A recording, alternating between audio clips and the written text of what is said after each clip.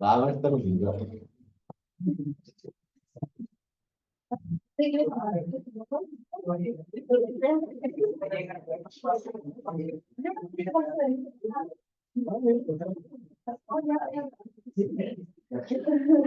Listo, chicos, ¿cómo están? Buenos días.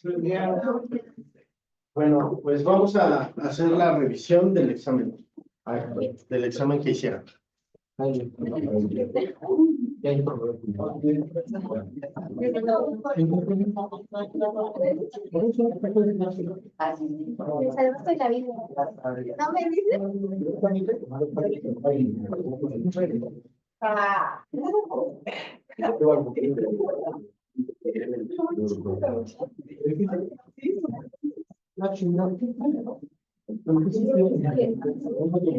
¿Listo? ¿Ya lo tienen? No, permítame. Ya lo encontré.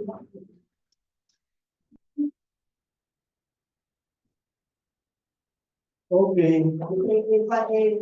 Y nos vamos a la parte de física.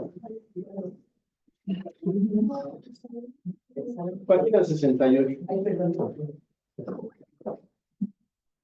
Ya, ¿esto cuándo lo hicieron? Hace 2 semanas. Ya lo han estado revisando, entonces. Ok. Y vamos a revisar. Digo que sí.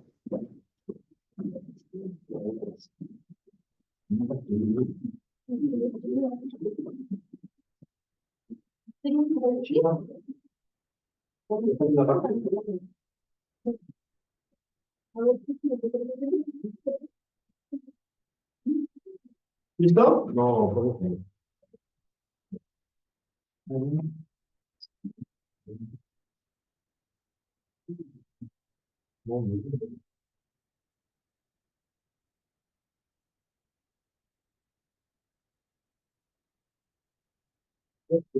¿Listo, chicos? Vale. Empezamos. Para una velocidad constante, la rapidez es igual a la magnitud del vector de la velocidad. De hecho, esa es la definición de rapidez. Rapidez es la magnitud de la velocidad. ¿Va? Inciso C. Un auto arranca acelerando constantemente a 18 metros sobre segundo al cuadrado. La velocidad del auto en 2 segundos después de iniciar su movimiento es de... Ok, ¿cómo lo hacemos? Recordemos la ecuación de la aceleración. ¿Cómo va? Aceleración es igual a velocidad final menos velocidad inicial entre tiempo. ¿La velocidad inicial cuánto es? No, 0. Porque lo que nos dan es la aceleración, que son 18 metros sobre segundo al cuadrado. ¿Sí o no? Eso es aceleración. Y nos dan tiempo también, que es de cuánto? 2 segundos. Entonces esta ecuación queda como aceleración es igual a velocidad final sobre tiempo. ¿Qué es la velocidad final? Velocidad final es igual a aceleración por tiempo. ¿Sí o no? Y entonces esto es igual a 18 por 2, o sea, 36 metros sobre segundo. ¿Va? Opción correcta, inciso D. ¿Va?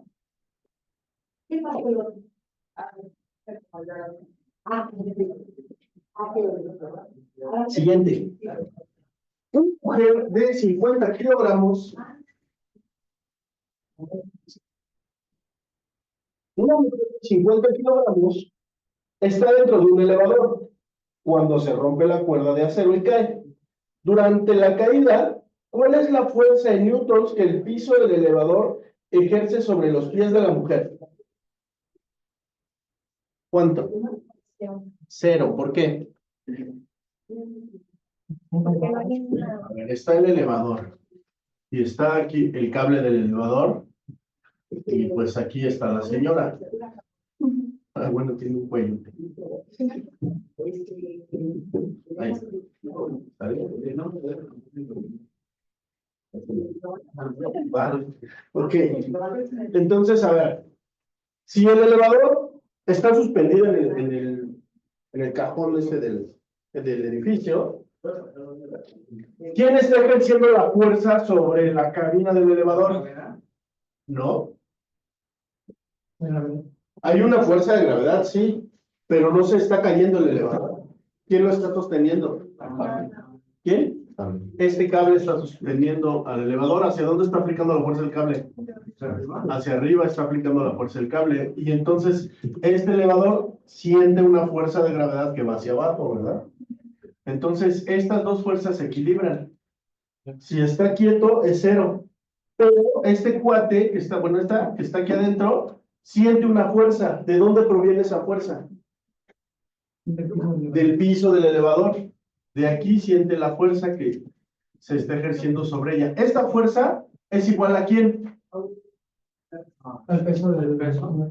Al peso de la persona, ¿verdad? Esta persona, como tiene peso, ejerce una fuerza hacia abajo, que es el peso. Entonces, el piso, como está detenido por la cuerda y el elevador, el piso le ejerce una fuerza a ella, que es igual al peso, pero en sentido contrario. Tercera ley de Newton, ¿verdad?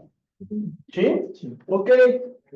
Entonces, hay un equilibrio total de fuerzas en este momento, pero sí se están sintiendo esas fuerzas. ¿Qué pasa si en este momento se rompe la cuerda? ¿Cuál fuerza deja de actuar? Deja de actuar la fuerza del piso, pero deja de actuar la fuerza del piso porque ya no hay una fuerza que tiene que contrarrestar, que es la fuerza de quién?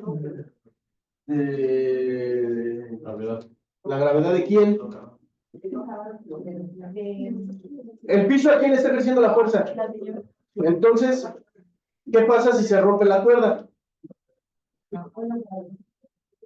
¿Hay una fuerza que ejercer? ¿Por qué? ¿Cómo se aplica la gravedad? Ahora, esta desaparece, y si esa desaparece, esta queda.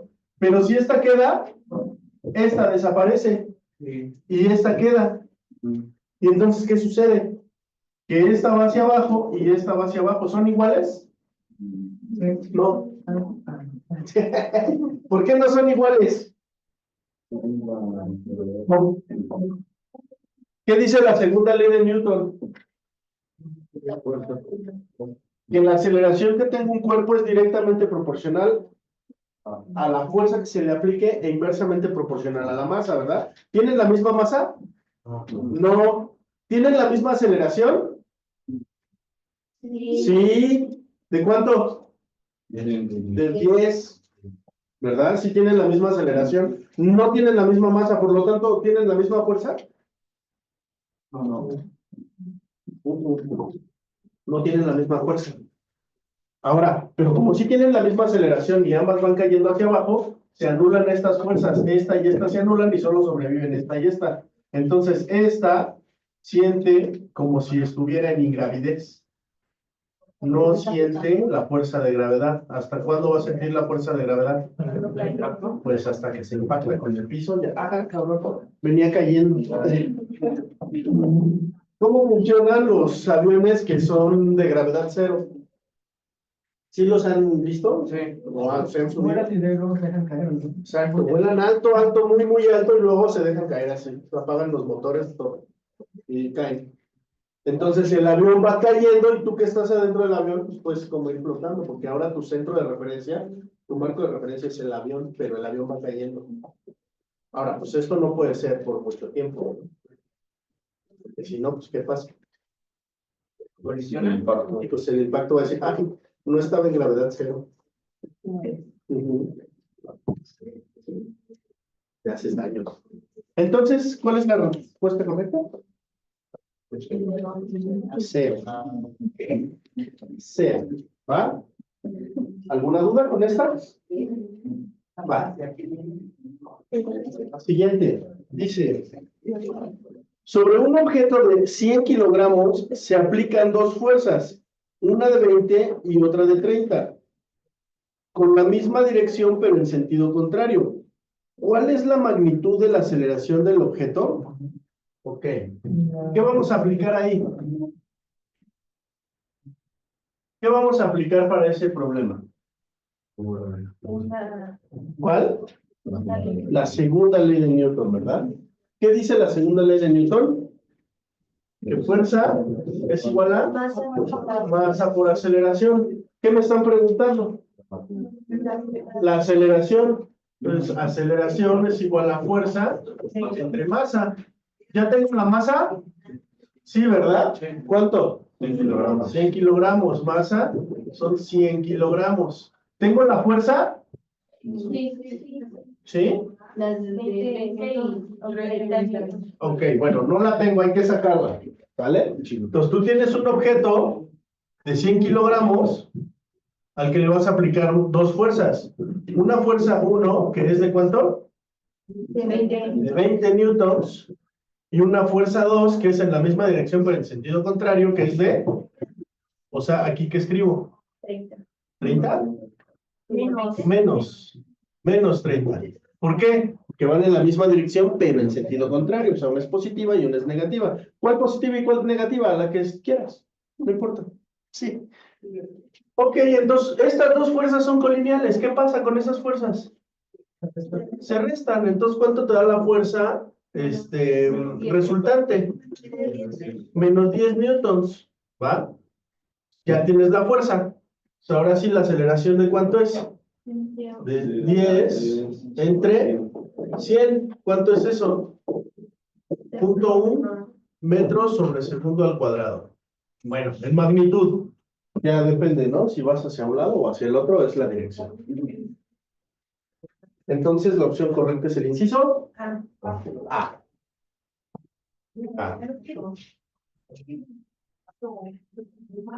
Porque aparte nos están pidiendo la magnitud de la aceleración, ¿no?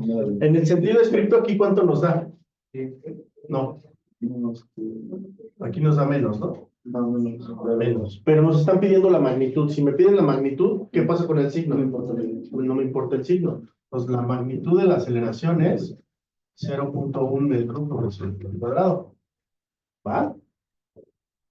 Muy bien, chicos. ¿Hasta aquí algún trauma? ¿No? ¿Todo bien? ¿Sí? ¿Cómo les fue su examen de la UAM? ¿Sí lo terminaron? ¿El de la UAM? ¿Sí? Sí. Sí lo pudieron reprogramar. ¿Y ya lo hicieron? Bueno.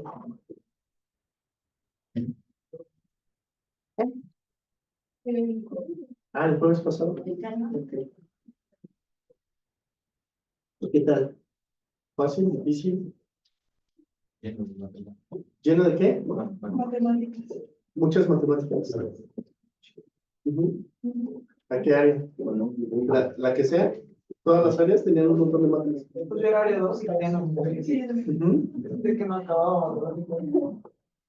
Pues, ¿cuántas preguntas de matemáticas? Son matemáticas, como todas cosas.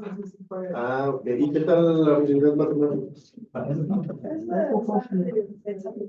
¿Sí?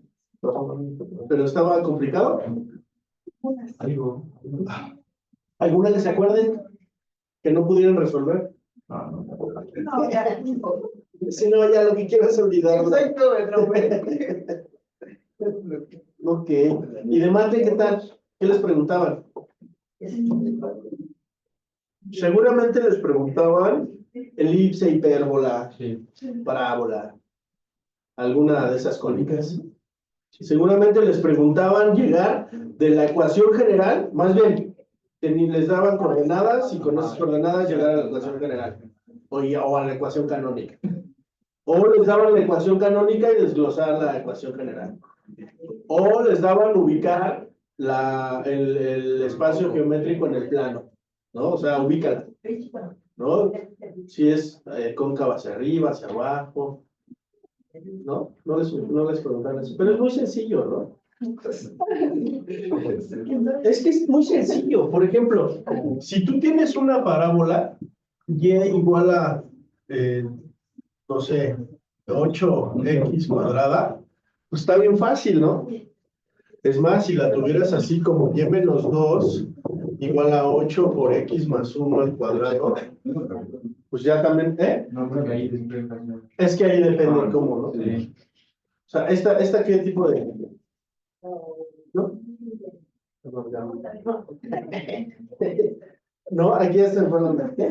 O sea, por ejemplo, aquí, pues está fácil, ¿no? Si te ponen una ecuación de estas, o te ponen la ecuación general y te dicen, dime cuál es el vértice y, no sé, el lado recto de la parábola. O sea, ahí está fácil el vértice, ¿no? ¿Dónde está el vértice, por ejemplo, en ese? El menos 1,2. ¿Y qué es una parábola? ¿Qué? Es una parábola fuera del origen que abre hacia... Hacia arriba. que abre hacia arriba. ¿Sí? ¿Lo ven? Sí. Está bien fácil porque nomás lo que tienen que fijarse es dónde tiene el cuadrado. Si lo tienen Y o en X. En este caso, aunque no lo tenga ninguno de los dos, pues fíjate cuál es el cuadrado cuando lo desarrollas. Aquí está, y el cuadrado es hacia el otro eje, es hacia donde abre. Si el cuadrado lo tiene en X, abre hacia el eje Y. Si el cuadrado lo tiene en Y, abre hacia el eje X. Ahora te fijas en el signo también que tenga tu parábola. Si tienes un signo aquí afuera, abre hacia abajo. Si tienes un signo aquí adentro, no abre hacia abajo, abre hacia la izquierda, pero cuando tiene el cuadrado la Y. O sea, más bien este signo negativo adentro, lo que hace es que te la mueve hacia un lado o hacia el otro. ¿No? Todo eso. Es que está muy fácil. Está muy fácil. Siempre nada más hay que partir de una, bueno, no es clase de mate, pero siempre hay que partir de una ecuación que no tenga nada. Por ejemplo, esta. Y igual a x cuadrada. Entonces, ya luego lo demás nada más le va poniendo como adornos a la ecuación. Porque esta, ¿cómo es? Esa es así, ¿no? Y luego, por ejemplo, si dice y igual a x cuadrada más 1, ¿qué haces? Este 1 sube el vértice 1 sobre el eje de las y. Ah, pues entonces este es así. Bueno, pues aquí está el vértice. Ah, ok. Y luego, por ejemplo, puedes tener esta. Y menos 1 igual a x cuadrada más 1. Entonces, ¿qué hace? Este más 1 la sube sobre el eje de las y. Y este menos 1 aplicado a la y, ¿qué hace? La mueve hacia la izquierda. Espérame, no, aquí ya la regué. No, sí está bien. Ajá, lo que va a hacer es que ahora la va a mover. No, no, ese lo mueve hacia arriba, ¿no? ¿Sí o no? ¿Por qué? Porque si lo despejas, te queda más 2. Y entonces, ahora tienes esta. Así, ¿no? Aquí está el 2. Que ese no le hace nada. Pero, ¿qué tal si tienes este? Y igual a x menos 1 al cuadrado más 1. Ahora sí. Entonces, ahora sí, ¿a dónde la mueve ese menos 1? Dentro de la x. Fíjate, este 1 ¿qué hace? La sube. ¿Y este 1 qué hace? ¿A dónde la mueve? Salud. ¿Hacia la izquierda? ¿Cuánto le tienes que poner a la x para que se anule? ¿Cuánto le tienes que poner a la x para que esto se anule? 1. Entonces, ¿hacia dónde lo tienes que mover? Hacia la derecha. ¿Cuántos? 1. Entonces, esta es una parábola que abre hacia arriba con el vértice en 1,1. Y así vas jugando con tus cónicas, ¿no? Luego que tengamos tiempo, les explico cómo ver fácil la cónica. O sea, que en cuanto veas la cónica, ya luego sepas cuáles son sus elementos. Obviamente tienes que practicar mucho. Pues, si no practicas, pues no vale nada más la prueba. ¿Verdad? se llama? ¿Cómo? ¿El gato se llama Ketorolán? ¿Se llama qué? No.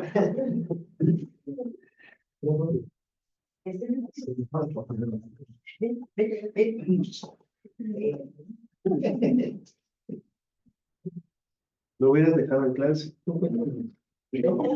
Pone más atención. Bueno, seguimos. Que fíjense que entender esto de las cónicas. Es que entenderlo, digo, no sé si alguno de ustedes va a estudiar ingeniería o va a estudiar mate o va a estudiar química o algo así. Pero si es así, entender las cónicas, o sea, más que entender las cónicas, entender la geometría les va a dar mucho entendimiento de las matemáticas y de la física. Mucho. O sea, llega a un punto en la licenciatura en el que dejas de ver las matemáticas como con pura algebrita, sino que ahora ya es álgebra un poco más elevada, álgebra superior. Por ejemplo, las cónicas se vuelven superficies de nivel y las superficies de nivel te van diciendo algo sobre algún fenómeno físico o algún fenómeno químico. Por ejemplo, cuando empiezas en química a modelar la tabla periódica, cómo se forman los elementos de la tabla periódica en función de los niveles de energía, pues si entiendes la geometría que hay detrás, puedes entender un poquito mejor y más rápido pues todo lo que te expliquen de química, de física, ¿no? Es por eso la importancia de entender bien la geometría.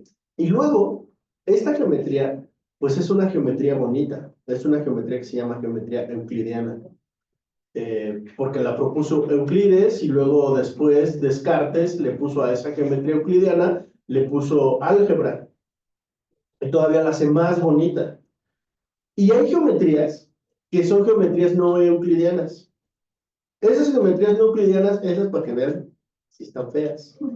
Por ejemplo, la geometría hiperbólica o la geometría elíptica, donde, por ejemplo, si nosotros tenemos en mente que un ángulo de 90 grados, o más bien dos rectas perpendiculares, son aquellas que forman ángulos de 90 grados.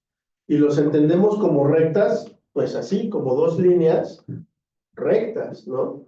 Bueno, pues en una geometría hiperbólica o elíptica, por ejemplo, vamos a seguir teniendo vectores perpendiculares, o sea, si esto se forma a partir de dos vectores unitarios, el vector X unitario y el vector Y unitario, pero por ejemplo en otras geometrías sí tenemos eso, aunque no tenemos líneas rectas. Por ejemplo, es como si trazaras la geometría en una pelota. En una pelota, ¿cuál es el camino más corto para llegar de un punto a otro? No, porque una recta atraviesa la pelota y la poncha. El camino más corto para llegar de un punto a otro, pues es una curva que siga la curvatura de la pelota, que se llama geodesia.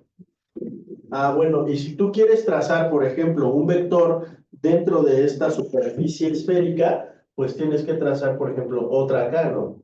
Y entonces estos dos vectores son vectores que son perpendiculares, sin embargo, no son líneas rectas, son geodesias. Eso, ni siquiera me voy tan estrambótico, ¿eh? O sea, por ejemplo, las coordenadas geográficas de la Tierra, ¿cómo se calculan?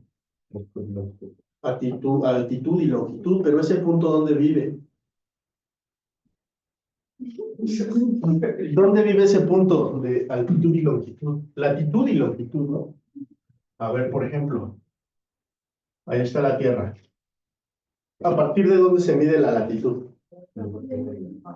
¿Y la longitud? Ok. A partir del ecuador se va a medir la latitud.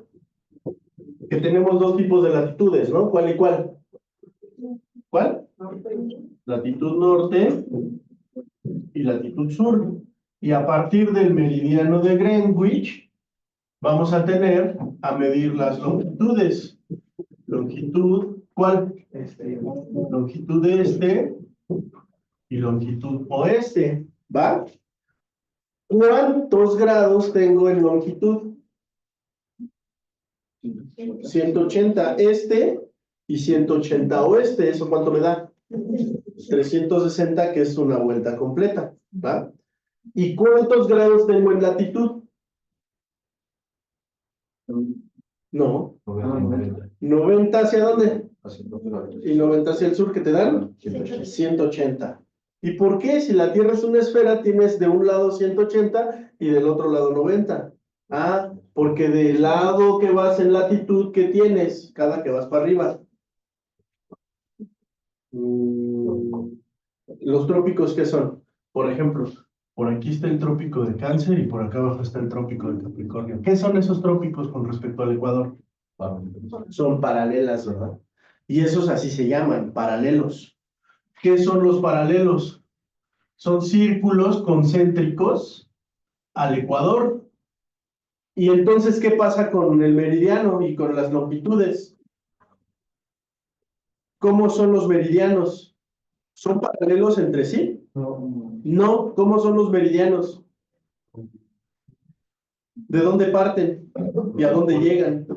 Parten del polo norte y llegan al polo sur. O sea, estos son así. ¿Sí o no? Así.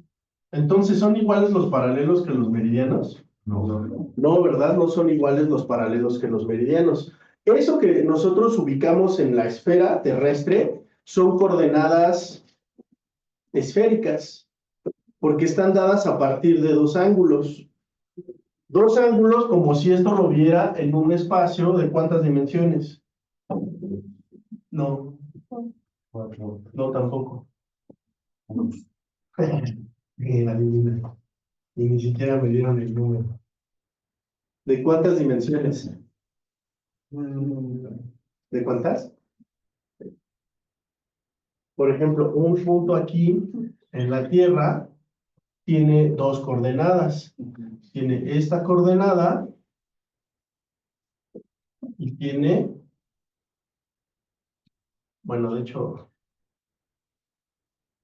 a ver, lo voy a sacar acá abajo.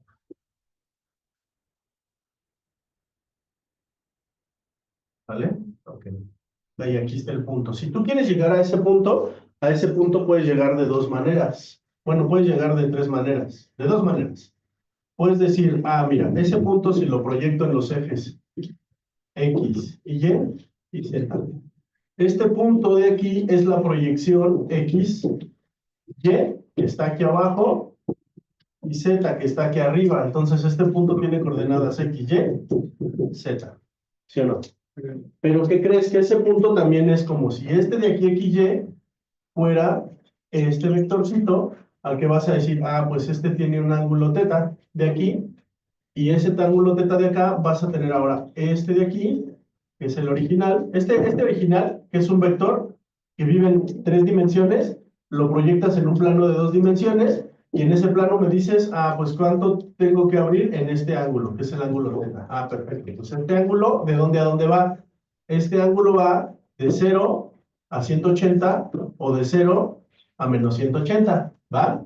Y luego dices, ¿a dónde está para arriba o para abajo? Pues está para arriba. ¿Para arriba a partir de dónde? Pues del eje Z. Del eje Z que se mide aquí. A este ángulo le llamas phi. ¿Sale? Y entonces ese ángulo phi, ¿de dónde a dónde puede ir? De 0 a desde aquí hasta dónde? Hasta aquí arriba, que son 90, o desde aquí hasta para el otro lado para abajo, que son ¿cuánto? Menos 90. Entonces, este punto en el espacio te lo puedo dar con dos coordenadas, una coordenada teta y una coordenada phi. Pero en sí la coordenada teta, ¿en cuántas dimensiones está? En dos. ¿Esta coordenada teta no le suena a algo? ¿No? ¡Demonios! O sea, esa coordenada teta no le suena a que si yo, por ejemplo, tengo un plano y yo tengo aquí un vector que le llamo XY, ese vector XY lo puedo decir la magnitud del vector que es R y la dirección del vector que es teta, o sea, también lo puedo escribir como R teta, ¿sí o no? Y entonces aquí tienes coordenadas cartesianas y cambias a coordenadas vectoriales. Ah, pues esto de coordenadas vectoriales es ver al vector no como una coordenada, sino como una dirección en ángulos. Es lo mismo acá, mira, es este. Nada más que está acostado el plano, aquí está, mira, aquí lo puse acostado, aquí está horizontal, vertical, perdón, y aquí no, aquí está así. Pero este vector es la proyección de este vector de acá, que es el que me está diciendo. O sea, mira, es como si agarraras este marcador aquí y dijeras, quiero saber la dirección de este marcador a partir de la esquina del salón. O sea, agarras la esquina del salón y agarras una cuerda desde la esquina y jalas la cuerda hasta donde llega el marcador, ¿no? Y es una sola cuerda que llega de la esquina acá, pero ¿cuántas coordenadas tienes? Mira, tienes X, Y y Z, ¿verdad? Entonces ahora, esta cuerda que está aquí, para llegar a este marcador, la proyectas en el piso y se proyecta una sombra, ¿sí o no? Pero el piso, ¿qué está representando? Un plano, que es el plano XY. Bueno, pues ese punto que está ahí abajo puede venir, mira, puede venir de aquí, puede venir de aquí, puede venir de aquí, de aquí, de aquí, de aquí, de aquí, de todos estos que están aquí sobre esta línea. ¿Cuál es el que yo quiero? Pues el que proyectado en el eje de las Y, proyectado en el eje de las Y, pues me da esta altura, ¿sí o no? Entonces ya tengo la coordenada XY, que me da ese punto que está ahí abajo, y Z, que me da ese punto. Órale. Pero ahora lo quiero ver en una esfera. Pues mira, ese punto que está ahí abajo proyectado es el vector R, teta. Ya con el R teta ya llegué a este punto. Órale, pero ¿a qué altura estoy? Pues ahora, ese vector R teta, lo que vas a hacer es que lo vas a levantar así. ¿Hasta dónde? Pues hasta que llegues a la altura. Entonces tienes que abres el ángulo teta y luego lo vas a subir hasta una altura phi en ángulo. ¿Quién es esta phi? Esta phi es el ángulo que se está formando entre el vector que estás levantando desde el piso con el eje de la Z. ¿Sí? ¿O es mucha imaginación para ustedes? Ok. Bueno, pues estas de aquí, teta, ¿quién sería acá? La longitud, porque va de 0 a 180. ¿Y phi quién sería? La latitud, que va de 0 a 90. Y eso no es una geometría euclidiana, es una geometría esférica. O sea que no es tan estrambótico lo que les estoy diciendo. Bueno, cierro mi paréntesis. Bueno, a ver. Antes de cerrar ese paréntesis. Cada uno de estos meridianos, ¿cuántos meridianos son?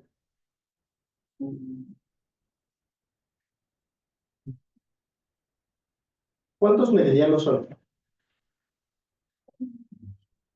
Sí, sí saben. ¿En cuál empiezas? En el de Greenwich, que es el meridiano, ¿qué número? Es el meridiano 0. ¿Y para dónde puedes ir en meridianos? ¿Para el este o para el oeste? ¿Cuántos puedes ir hacia el este?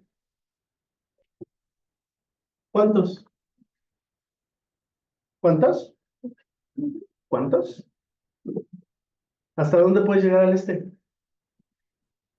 No sé, pero sé que va a acabar 15 grados, ¿no? Espérame, ahí voy a llegar. Bueno. Pero ¿hasta cuántos puedes llegar hasta allá? Hasta el este. Hasta que 180. No sé. 180 grados máximo hacia el este, ¿va? Y si te vas hacia el oeste, ¿cuántos vas a llegar? Pues también a 180 grados hacia el oeste. Entonces, ¿cuántos grados tienes en total? 360 grados. Con 360 grados, ¿qué haces? ¿Qué le haces a la Tierra? Le das una vuelta completa a la Tierra en 360 grados, ¿verdad? Pero en 360 grados, ¿de qué te das cuenta? ¿Quién está aquí? Aquí está el Sol que le da a este punto, ¿sale? Y luego, ¿qué va a pasar con la Tierra? ¿Qué hace la Tierra? Tiene un movimiento de rotación, ¿verdad? El movimiento de rotación de la Tierra, ¿de dónde a dónde va? ¿De este a oeste o de oeste a este? ¿Dónde sale primero el Sol? Ok, en el este, ¿verdad? El Sol sale del este y se oculta en el oeste. Entonces, ¿de dónde a dónde gira la Tierra? ¿De dónde a dónde? De oeste a este. La Tierra gira de oeste a este. Entonces, si aquí la Tierra llega, aquí el primer rayo del Sol, a este punto geográfico, ¿cuánto tiempo tarda para que vuelva a llegar el Sol a ese mismo punto geográfico? Tarda 24 horas. Entonces, la Tierra, una vuelta completa son 360 grados de oeste a este. Esos 360 grados, ¿en cuánto tiempo los recorre? En 24 horas. ¿Sale? Entonces, cada grado lo recorre en cuánto tiempo. Fíjate, si tú divides esto entre 24, ¿cuánto te da? ¿Cuánto te da 360 entre 24?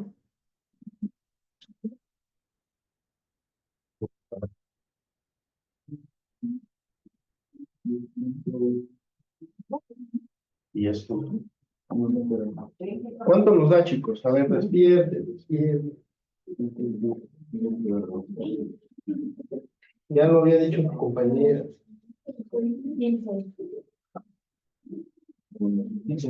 15, ¿verdad? 15. ¿Eso qué quiere decir? ¿Eso qué quiere decir?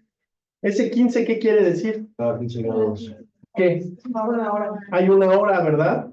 Entonces, hay una hora cada 15 grados.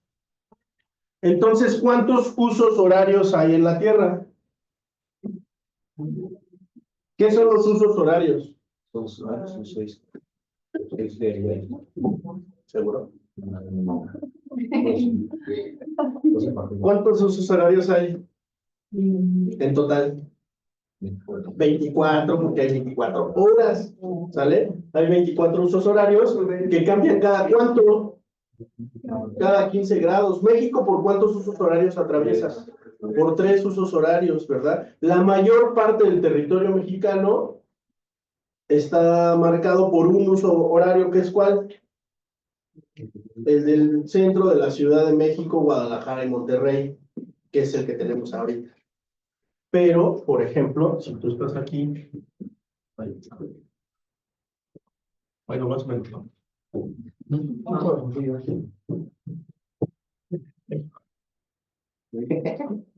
¿Sale? Entonces, si tú estás aquí en Yucatán, hay una hora. Si tú estás aquí en la Ciudad de México, hay otra hora. Y si tú estás acá en Tijuana, hay otra hora. ¿Va?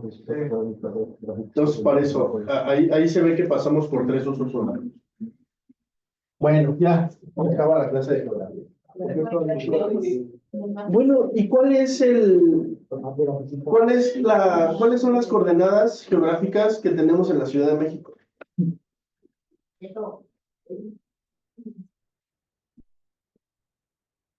¿No?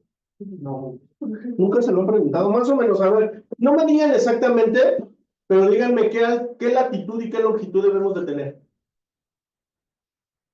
en la Ciudad de México.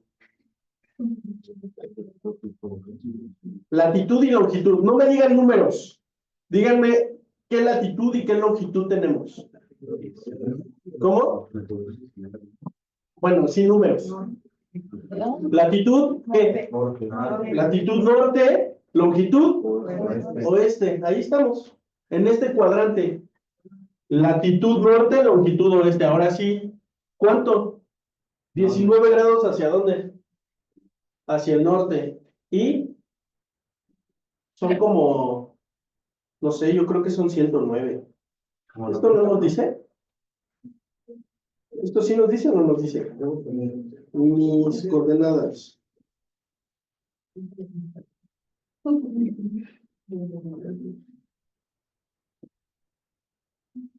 Mis coordenadas.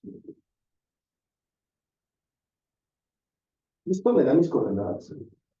No sé. Sí. ¿Cómo?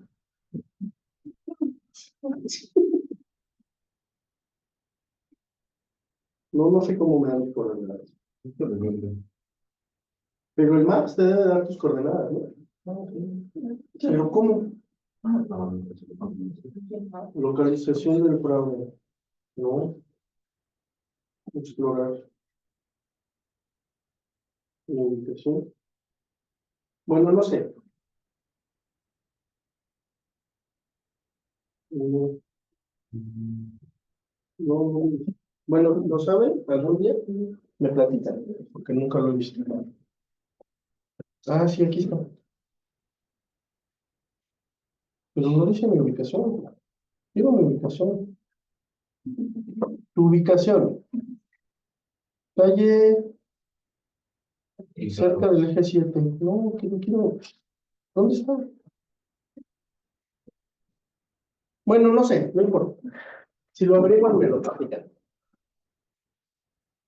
Muy bien, se acabó la clase de geografía y de mate.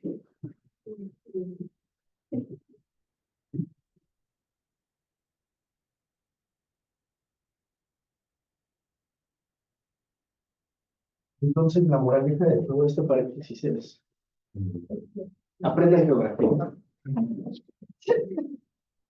No, aprendan geometría. Aprendan geometría. Ya,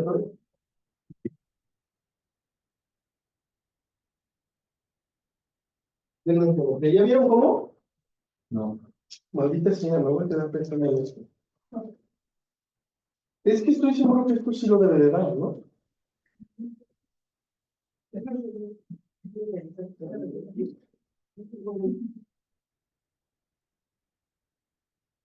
O sea, y me lo debe de dar porque esto qué es.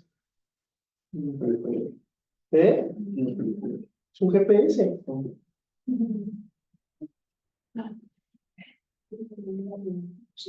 No, pues quién sabe. Ya. Olvidemos. Ok. Bueno, siguiente pregunta, chicos. Siguiente pregunta dice. Suponiendo que suponiendo que la aceleración gravitacional en la Luna es 6 veces menor que en la Tierra, la energía potencial que posee un cuerpo en la Luna es. ¿Por qué? ¿Cómo se calcula la energía potencial? Masa por gravedad por altura. ¿Cambia la masa? No. ¿Cambia la masa? Si nos vamos a otro lado. No. No. ¿Qué es masa? Ah, ¿Cómo le hiciste? No, le puse no. ¿No más qué? Lo dije presionado, pero si estaba rápido, me lo bajó. Mira, sí se la dio. 19.37 grados. ¿Qué? Norte, latitud norte, menos 99.16 grados Pues, pero, oeste. Ahí está, en ese punto estamos. ¿Va? En ese punto estamos aquí, porque en sus casas es diferente, ¿verdad? ¿Qué va a cambiar? ¿Qué es más sensible que cambie? ¿La longitud o la latitud? claro, no. La longitud. La longitud. Porque la latitud, pues, vas de 0 a 90. O sea, tienes un rango más pequeño, entonces ese no va a cambiar tanto. Si tú vas en longitud de 0 a 180, es más sensible la longitud que la latitud. ¿Va? Muy bien. ¿Y luego qué? ¿En qué estaba acá? Ah, sí. Energía potencial. Entonces, ¿qué es la masa? No, ese se llama volumen.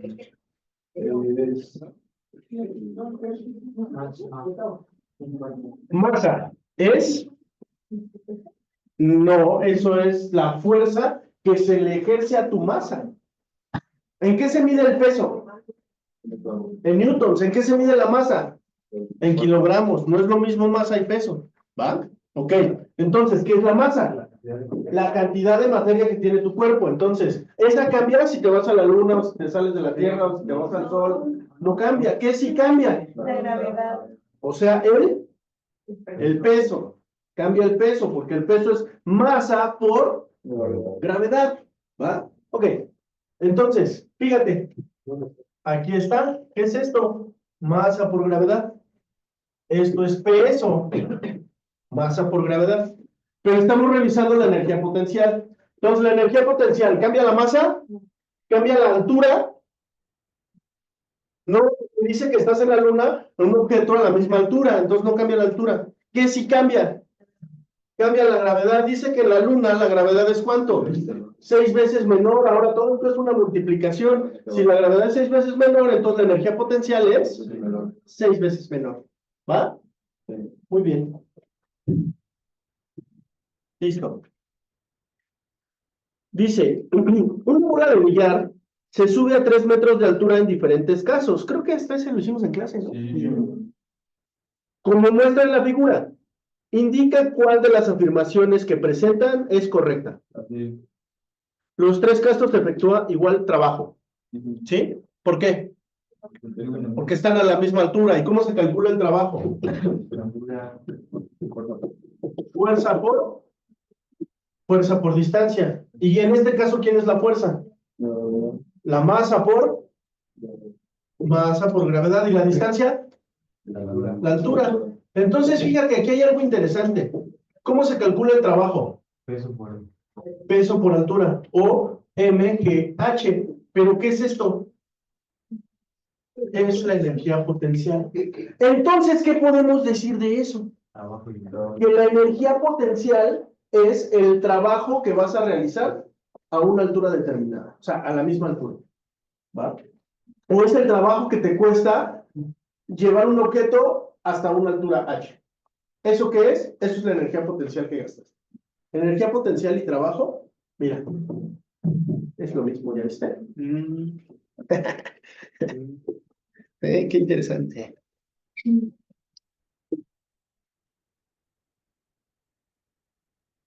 Listo. Un niño de 30 kilogramos está quieto en un carrito. Cuando el niño salta hacia adelante a 2 metros sobre segundo, el carrito sale hacia atrás a 12 metros sobre segundo. ¿Cuál es la masa del carrito? A ver, aquí tenemos el carrito y aquí tenemos al niño. ¿Sale? El niño salta hacia adelante a una velocidad ¿de cuánto? ¿De cuánto? De 2 metros sobre segundo. El carrito sale disparado hacia atrás con una velocidad ¿de cuánto? De 12 metros sobre segundo. El niño tiene una masa ¿de cuánto? 30 kilogramos. Y lo que te preguntan es, ¿cuál es la masa del carrito? ¿Sale? Entonces, ¿qué va a pasar ahí?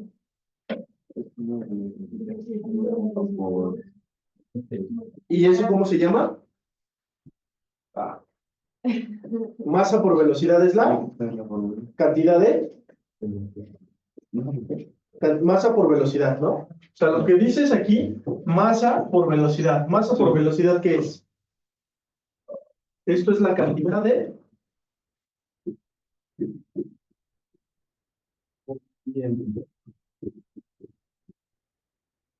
¿qué? Cantidad de movimiento. La cantidad de movimiento, esta P, es masa por velocidad. Cantidad de movimiento también se llama momento. Momento o momentum. O momento lineal también se llama. También se le puede llamar así. Va. Entonces, fíjate, tienes una cantidad de movimiento. Ahora, ¿qué pasa con la cantidad de movimiento? Pensemos en 2 bolas de billar que chocan entre sí. Cada una trae una cantidad de movimiento. ¿Qué pasa cuando chocan? ¿Qué pasa con sus cantidades de movimiento? ¿Qué? Se transfieren. Las cantidades de movimiento se transfieren. Y al final la cantidad de movimiento total, si yo la sumara, ¿cómo tendría que ser? No. Igual. La cantidad de movimiento tendría que ser igual. ¿Eso qué quiere decir? Que la cantidad de movimiento se conserva. ¿Sí? La cantidad de movimiento esta se conserva. ¿Y qué quiere decir que se conserve? Pues que la suma de las cantidades de movimientos te debe de dar lo mismo, o lo que es lo mismo. ¿Cuántas cantidades de movimiento va a haber aquí en este fenómeno? 2. Cantidad de movimiento 1 y cantidad de movimiento 2. ¿Cómo deben de ser esas cantidades de movimiento? Esas cantidades deben de ser iguales. Entonces, cantidad de movimiento 1 debe ser cantidad de movimiento 2. Cantidad de movimiento 1, ¿quién es? Masa 1 por velocidad 1. Y cantidad de movimiento 2 es masa 2 por velocidad 2. ¿A quién quieres conocer? Pues a la masa 1, que es masa 2 por velocidad 2 entre la velocidad 1. ¿Sí o no? ¿Y eso a quién es igual? Masa 2, 30 por velocidad 2, 2 entre 12. ¿Sí o no? 30 por 2, 60 entre 12, 5 ¿qué? 5 kilogramos. Entonces, ¿cuál es la masa del carrito? 5 kilogramos. ¿Sí o no? Ujú. Ujú. ¿Por qué la masa 1 y en el carrito pusimos la masa 2? Ah, es que la masa 1 era el niño. Y la masa Pueden ser los que quieras. O sea, yo puedo decir que esto es 1 y esto es 2 o esto es 2 y aquí. O sea, ponle aquí 1 y aquí ponle 2 y ya. ¿Sale? ¿Sí? No importa. Es indistinto. El chiste es que no los mezcles, ¿no? Va. Muy bien. ¿Alguna otra duda?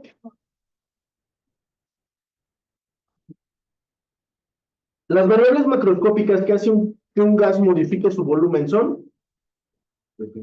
Exacto. Son las tres variables termodinámicas. ¿Cuáles son? Presión, volumen y temperatura, que están relacionadas por ¿cuál ecuación? ¿Cuál ecuación relaciona presión, volumen y temperatura en un gas ideal? P sobre T. Eso es una constante. ¿Y esto qué quiere decir? Que presión 1 por volumen 1 entre temperatura 1 va a ser presión 2 por volumen 2 entre temperatura 2. ¿Qué debemos de cuidar ahí nada más? Acuérdense. No. Las unidades. Si tengo la presión en atmósferas, ¿en qué debo de tener la temperatura? No, en atmósferas. Si la presión me la dan en atmósferas, ¿en qué tengo que tener la temperatura? En Kelvin.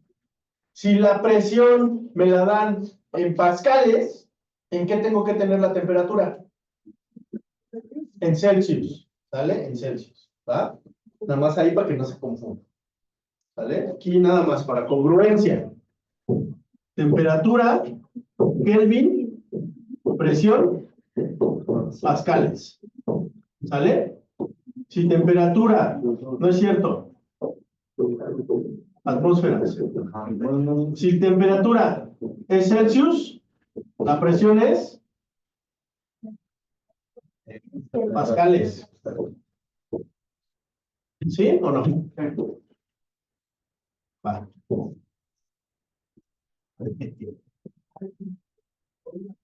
Sí. Va. Muy bien. Muy bien, muy bien, muy bien.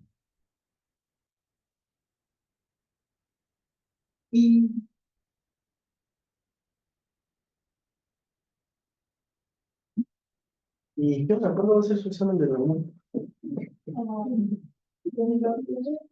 Creo que ¿A mediados de mayo? no sé nada. Ok, ¿y el de poli? ¿El jueves? ¿En junio? Como cuando es más o menos el de los chicos de bachillerato. A mí me tocó el 30 de mayo. No, 31 de mayo. ¿El de la UNAM? El de Poli. 31 de mayo. ¿Y el de la UNAM? Según yo todavía no hay fechas, según yo. Todavía. Oigan, ¿y ustedes han estudiado en el Pruébate? No. Sí.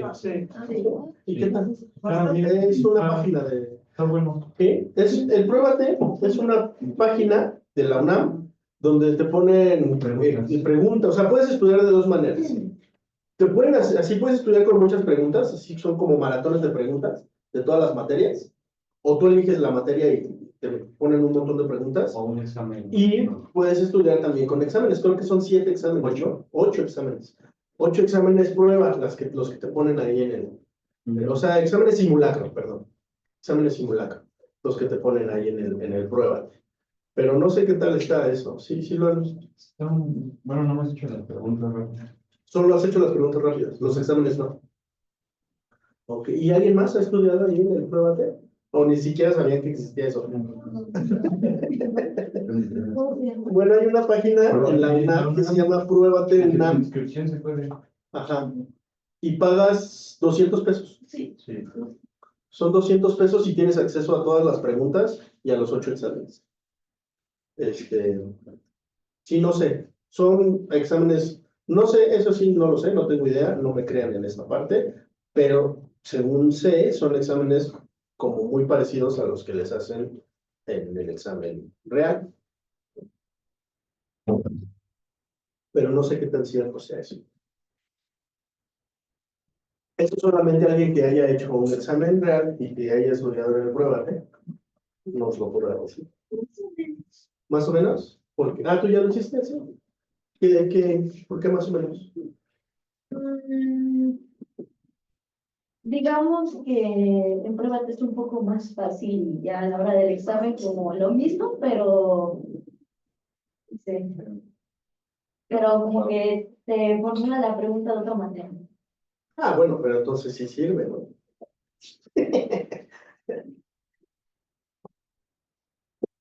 O sea, ¿dónde están más fáciles las preguntas? ¿En el pruébate? ¿Hiciste todos los exámenes? ¿Los 8? ¿4? Y por ejemplo, el resultado que te daba en el pruébate, pensemos, 90 aciertos. Más o menos te dio el resultado que tuviste en el real. No. ¿Dónde tuviste más? En el real. Sí, creo que sí. ¿Sí? Bueno, pues ahí está, chicos, tienen otra opción más para estudiar. Bueno, sigamos. ¿Puedo borrar esto? Sas.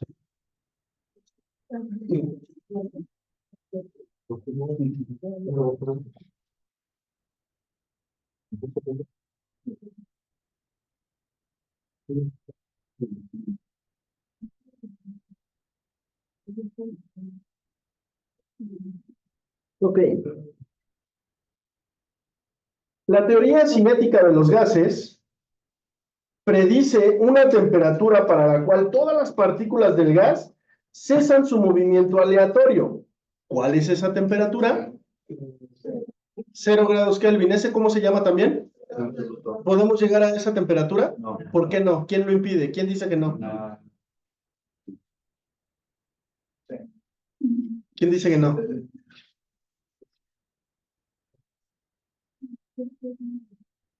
Con energía, sí tiene que ver con energía. ¿Eh?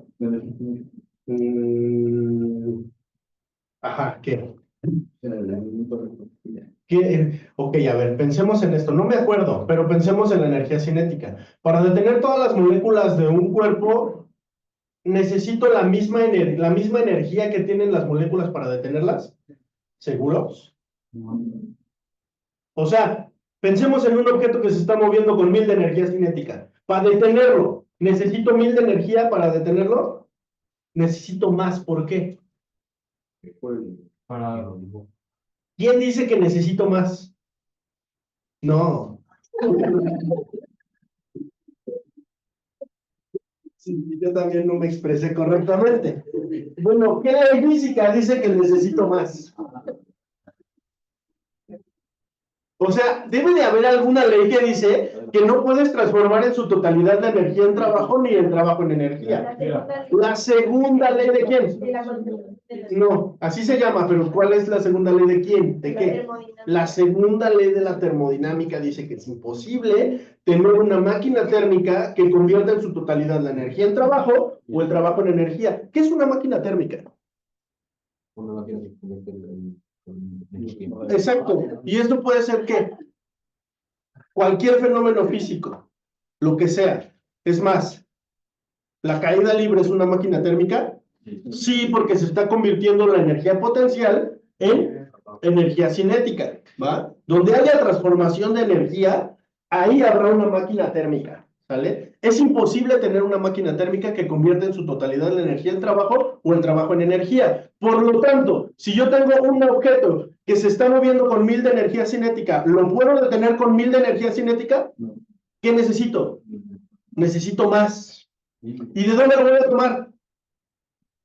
Del exterior. Pero ese exterior, para darme energía, ¿qué necesita? Tomarlo del exterior y del exterior y del exterior y del exterior y luego te acabaste el universo. ¿Y qué va a pasar con la energía? La energía es constante, no se crea ni se destruye, principalmente no se crea. Por lo tanto, como no puedes crear energía, no puedes ir en cascada hasta detener todas las moléculas de un cuerpo. Por lo tanto, ¿puedes llegar al cero absoluto? No. ¿Según quién? La segunda ley. Según la segunda ley de la termodinámica, ¿va? Según yo va a decir. Ok. Muy bien, muy bien, muy bien. Relaciona los tipos de onda con las características que les corresponden. Longitudinal, transversal y electromagnética. Longitudinal. Las personas vibran Muy bien, las partículas vibran paralelas a la dirección. a la dirección de la onda. Transversal. Vibran. Las partículas vibran en ángulo recto En ángulo recto de la onda. con la dirección de la onda. Electromagnéticas. ¿Dónde está el infrarrevolutísimo? O sea, ¿dónde se pueden transmitir las ondas electromagnéticas? El sonido sí necesita un medio. El sonido es una onda mecánica. Por eso en el espacio. En el espacio no se transmite el sonido porque necesitas un medio. Las ondas electromagnéticas, ¿dónde se pueden propagar? En todos lados, en cualquier medio e incluso incluyendo ¿en dónde? En el vacío. Es la particularidad que tienen las ondas electromagnéticas, que se pueden propagar en el vacío. ¿Ejemplo de onda electromagnética?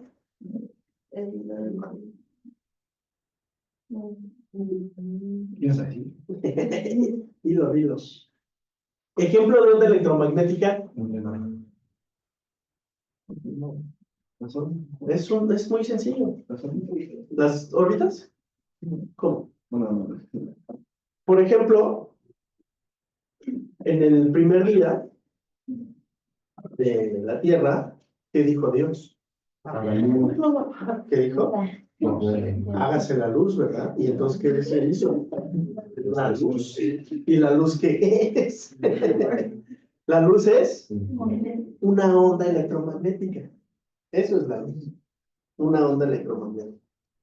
Es un ejemplo de onda electromagnética. La luz se puede propagar en el vacío. ¿Qué más se puede propagar en el vacío?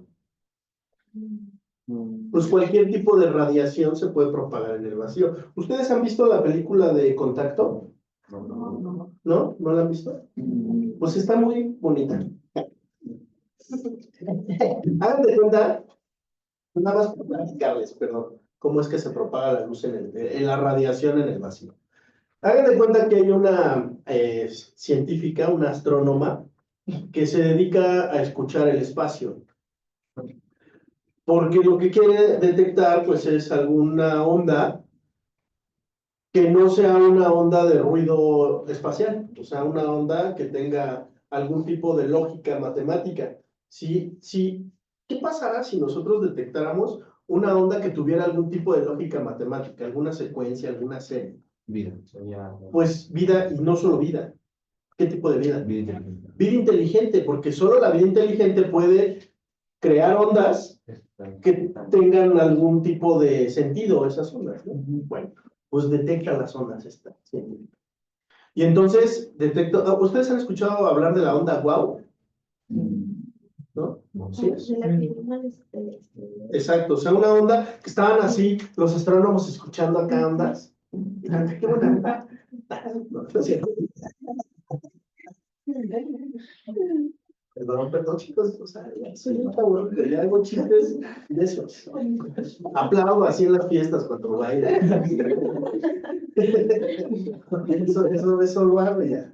Bueno, estaban estos cuates escuchando y de repente llegó una onda que tenía ciertas características como en secuencia, y entonces dijeron, wow, y le pusieron la onda, wow. No, de verdad. O sea, así de absurdas son las cosas que luego se encuentran, ¿no? Como ya les platiqué la historia de los rayos X también.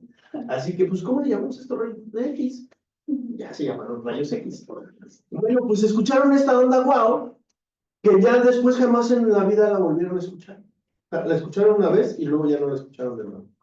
Y luego apenas hace como unos 2 años, o 3, encontraron una radiación electromagnética que venía de un lugar en el espacio donde hay un señor oscuro. Bueno, es que le llamaron señor oscuro porque es una piedrota que pareciera como si fuera Darth Vader que está en el espacio.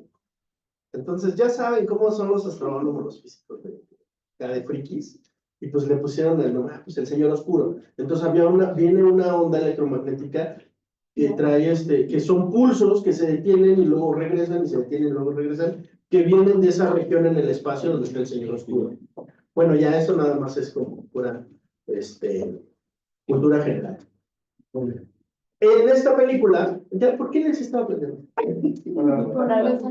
Por la radiación, ¿verdad? La radiación electromagnética. Ah, ya me acordé por qué. Bueno, llega la señal que detecta esta científica, y entonces, pues es una señal que no es ruido espacial. Empieza a averiguar sobre las señales, se trae así unos expertos en señales y todo, y luego decodifica la señal. Y cuando decodifican la señal, hay un mensaje de voz en la señal.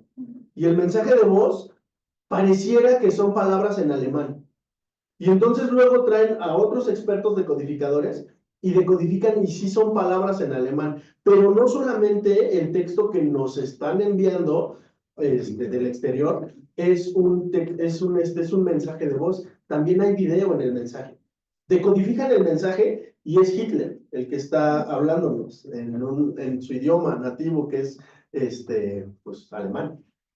Y entonces pues ya se imaginarán todos como en el grito del cielo. O sea, ¿cómo acabamos de descubrir extraterrestres y son nazis?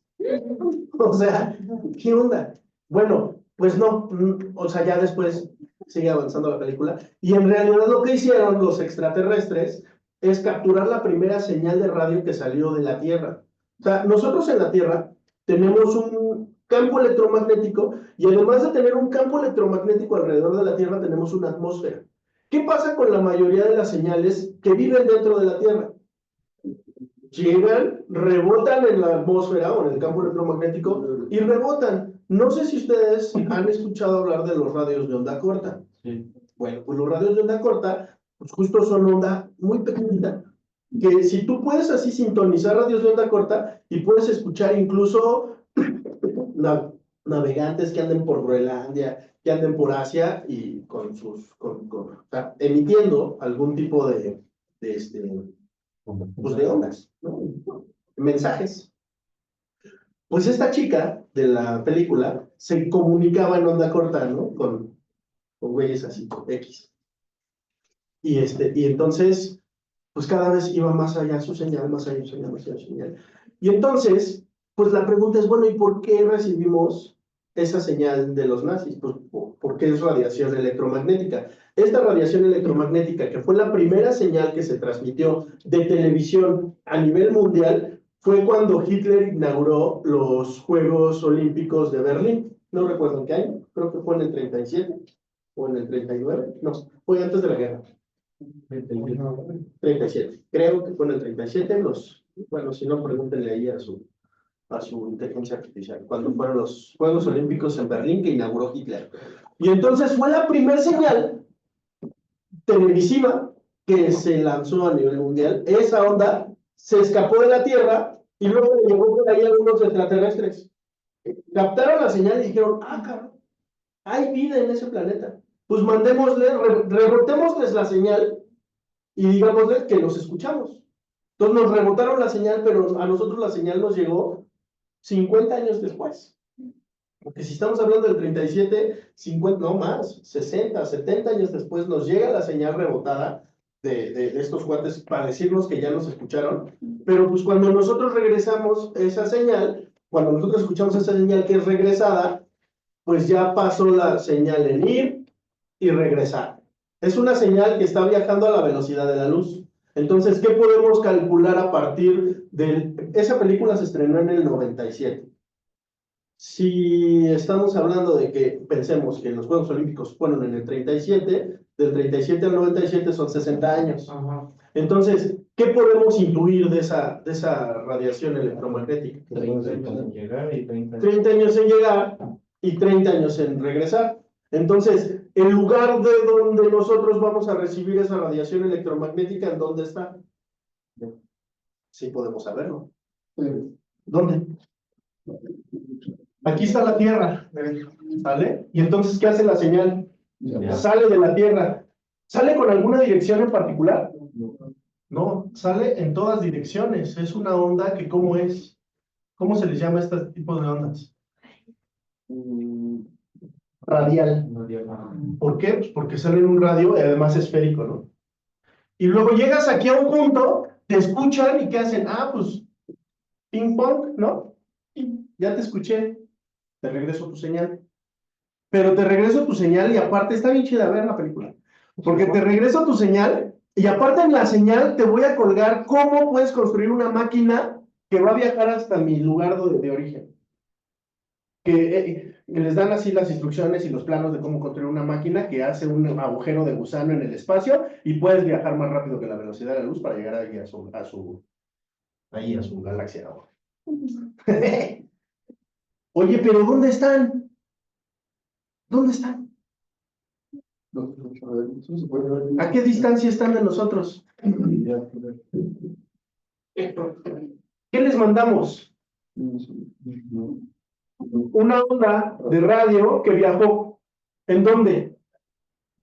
Que viajó en el vacío. Entonces una onda electromagnética. Electromagnética. Si yo hablo de electromagnético, estoy hablando de qué tipo de onda. Y entonces Dios dijo, ¿de qué tipo de onda?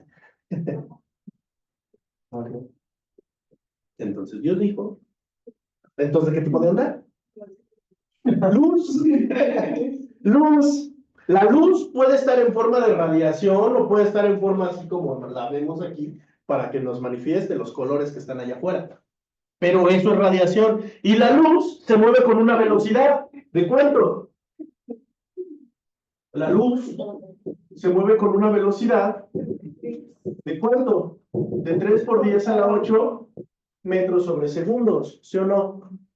Entonces, ¿qué hizo esta señal? Fue y regresó. ¿En cuánto tiempo? Bueno, En 60 años, ¿verdad?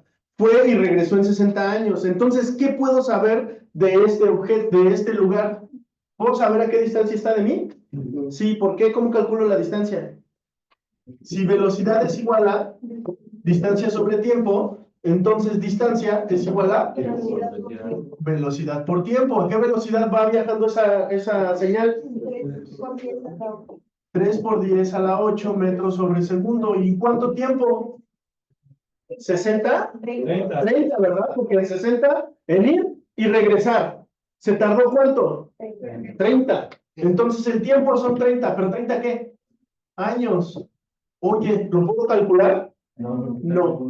Exacto. ¿Qué tendría que hacer? Convertir a segundos. ¿Quién? Los años. Entonces yo sé que, fíjate, ¿cómo le hago para convertir los años en segundos? En un día. Bueno, a ver, en una hora. ¿Cuántos segundos hay? 3600. ¿Sale? En una hora hay 3600 segundos. ¿Esto por cuánto? Por 24 y esto te va a dar ¿cuántas horas? ¿Cuántos segundos hay en qué? En un día. ¿Cuánto es 3600 por 24? 86,400. 86,400 segundos hay en un día. Y luego, esto por 365, porque el año tiene 365 días. Entonces, ¿cuánto es eso? 31. 536. 1, 2, 3. 31 millones de segundos hay en un año. O sea, 1, 2, 3, 4, 5, 6, 7. 3 por 10 a la 7 segundos. ¿No? Ahí está, ¿no? Sí, ya, le quito todos los decimales. 3 por 10 a la 7, segundos hay en cuánto? En un año. En un año. Ah, pues órale, eso lo pongo aquí, ¿no? Ah, y esto multiplicarlo por cuánto? Por 30, porque se tardó la señal en ir 30 años. Esto por 30. Esto es 3 por 3, 9, y agrégale otro 0 acá, ¿no? 9 por 10 a la 8 segundos. Va. Entonces, mira, esto tienes 3 por 10 a la 8, 3 por 10 a la 8 metros sobre segundo, por 9 por 10 a la 8 segundos. Estos segundos y estos segundos se van. 3 por 9, 27 por 10 a la 8, ¿no es cierto? Por 10 a la 16, ¿qué? Pues esta es la distancia a la que están los extraterrestres. ¿Qué tendría que hacer para encontrarlos? Pues buscar en un radio de 27 por 10 a la 16 metros. O si le quitas 3 ceros, aquí le pones un 3 y aquí le pones una K. ¿Sí? No es cierto, aquí le pones 13. Ahí está. ¿Sí o no? Entonces son 27 por 10 a la 7 kilómetros. ¿Por 10 a la 13? Kilómetros. Eso es mucho, ¿no? Bueno, pues en un radio de esos kilómetros, y no solo en un plano, sino en una esfera, tengo que buscar a esos extraterrestres. ¿Ustedes han escuchado hablar de la paradoja de Fermi? Sí. ¿Qué dice la paradoja de Fermi? Que varios planetas tienen características para tener vida, ¿no? Pero aún así no encontramos nada. ¿Por qué? Ay, puta, no sé. Es que hay varias respuestas al por qué no encontramos nada. Una es la de el bosque oscuro, por ejemplo, Ajá. en la que sí hay vida, pero nadie se quiere hablar porque nos tenemos miedo mutuamente. ¿Pero tú crees que nosotros le tengamos miedo a los extraterrestres? No, No. no, nosotros no nos callamos. Y luego la otra.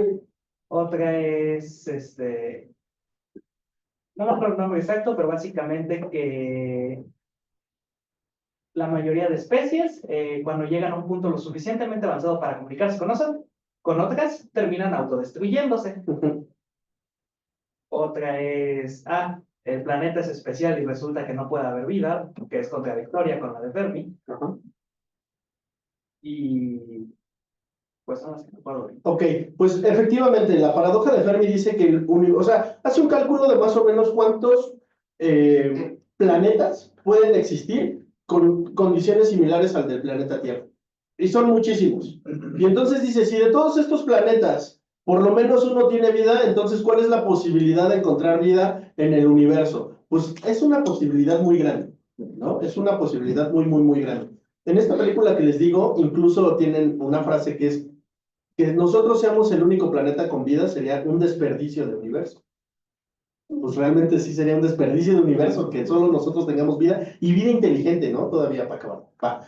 Bueno, entonces, ¿qué dice la paradoja? Pues que justamente, entonces, ¿por qué no hemos encontrado vida? Si la vida en el universo es muy probable, entonces, ¿por qué no hemos encontrado vida? Y entonces entran las explicaciones. Una es la que dice su compañero. O sea, es como si, por ejemplo, ahorita nosotros tenemos una inteligencia muy avanzada. Comparémonos con las hormigas, por ejemplo. ¿Nosotros tenemos la necesidad de comunicarnos con las hormigas? No. ¿Les hacemos caso? Pues es como igual, o sea, imaginen una civilización inteligentemente mucho, mucho más avanzada que la nuestra. O sea, ¿tendrían la necesidad o el interés de comunicarse con nosotros? Pues, no, o sea, somos unos simios, sin cola, pero simios, ¿no? Al final de cuentas.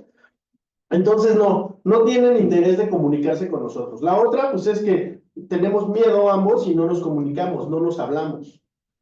La otra es que sí ha habido, o sea, hay incluso una escala de evolución de civilizaciones inteligentes, donde llegas a una escala donde ya te empiezas a autodestruir como civilización. Entonces, puede ser que eso haya pasado ya también, que ha habido civilizaciones en el espacio que han llegado a niveles tan avanzados de evolución que se terminan autodestruyendo y por eso es que no las hayamos encontrado. Y la otra y la más sencilla de todas, pues es, oye, 30 años, esta distancia, ¿Cuánto tiempo tardé en comunicarme con esta civilización?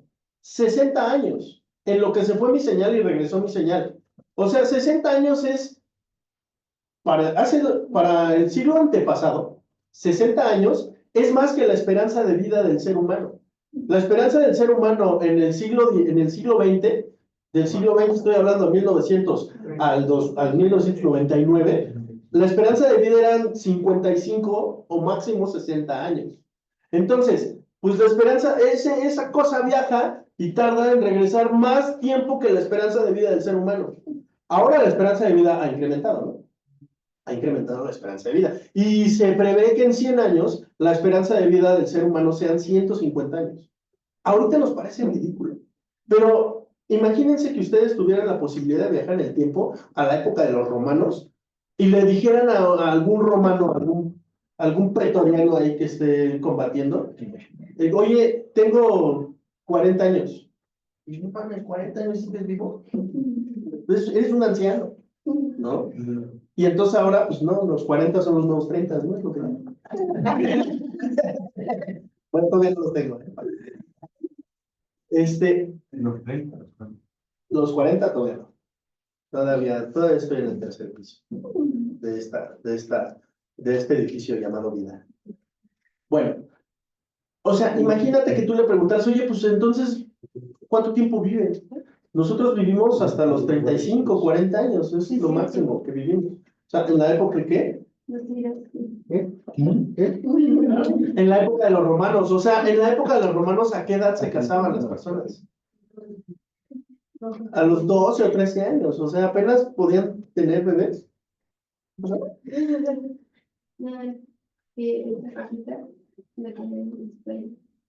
Oh, sí, es cierto. No más que esto tiene corazoncito. Eso también hecho bien. ¿No? Entonces apenas podían, tener hijos y pues ya, órale, a casarse, ¿no? Ahora ya no, ¿verdad? Apenas a los 30 años están muy chavos para casarse. De 30 a tener un hijo, ¿qué pasó? Pues sí, soy apenas un adolescente. Digo, no hablemos de ustedes, que han de andar como entre los 18 o 20. Pues menos todavía. Bueno, entonces, fíjate, estamos hablando de que hay civilizaciones que tal vez cuando nosotros nos queremos comunicar con ellas, o sea, que estén tan alejadas de nosotros y no tenemos la tecnología para podernos comunicar de manera inmediata y entonces darnos cuenta que ahí están. Y esa es la paradoja de salud. Esa es la paradoja de Fermi. No, bueno, ya. Sí, dime. Una duda, ¿cuál es cuestión de magnética? ¿No tienen como un límite de distancia? ¿Viajan hasta que choquen con algo? No, de hecho, viajan siempre. Fíjate que ese es un pensamiento mío, propio. Hace muchos años, yo me acomplejaba mucho por esta cuestión de la muerte, ¿no? O sea, te mueres y ya, o sea, pues ya te mueres, ¿no? Ya dejas de existir porque tu cuerpo es composición atómica, molecular, que está en este instante y en este momento, y cuando dejas de existir, siguen existiendo, pero se reincorporan pues, a la naturaleza. Y tú dejas de existir y dejas de pensar. Hay muchas cosas que pensar ahí. Por ejemplo, todas las ideas. Por ejemplo, todos los pensamientos. O sea, todo eso, ¿dónde está? ¿Es materia o no es materia?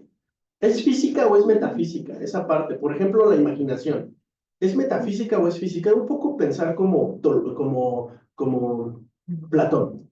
En el mundo físico y en el mundo inteligible.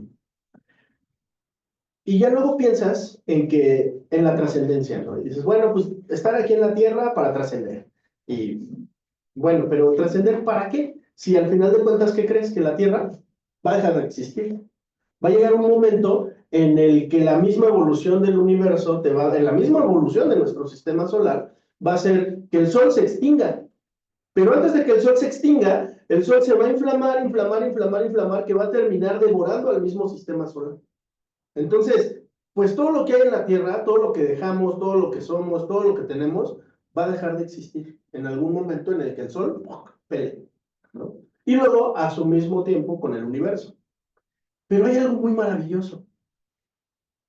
Y entonces es por eso que digo que en el primer día Dios dijo, hágase la luz. Porque eso es lo realmente maravilloso.